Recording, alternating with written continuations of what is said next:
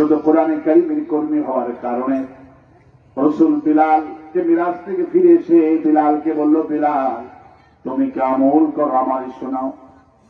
বিলাল বলল, হুজুর আমার তো কোনো আমল নাই, আমি শুধু আপনাকে নেতা মেনেছি, কোরআন কি সংবিধান মেনেছি, আল্লাহকে রব মেনেছি।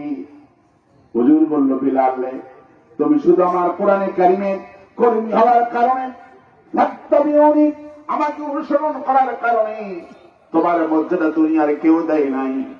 আমাকে যখন জিবরাইল আমিন ছেড়ে চলে গেল, যখন ওই মহাশূন্যে আমাকে যখন ভয় লেগে গেল, তখন মনে হলো ওই আরশ আজিমে তুমি আমার পিছনে পিছনে হাঁটতেছো।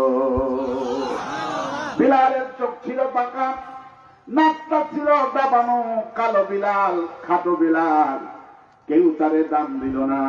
কিন্তু আল্লাহ পাক বলল, আমার বিলালকে আমাকে ভয় করার নীতি অবলম্বন করলো, আমি বিলালকে শুধু দুনিয়ায় দাম দিলাম তো দিলামই, আর তাকে আরশে আজিম পর্যন্ত তার কণ্ঠস্বর আমি আল্লাহ পৌঁছে দিলাম। কেন হয়েছে কি? কোরআনের কর্মী হওয়ার কারণে হয়েছে। কিসের কারণে হয়েছে?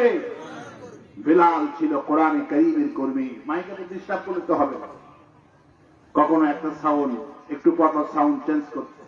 মাইক ভালো, কিন্তু কন্ট্রোল করতে পারছেন না কেন? মাইক এলাকা সরল এবং ভালো, এই মাইক মনে হয় গান বাজনায় বেশি দেয়, এই জন্য সমস্যা। যে মাইক শুরু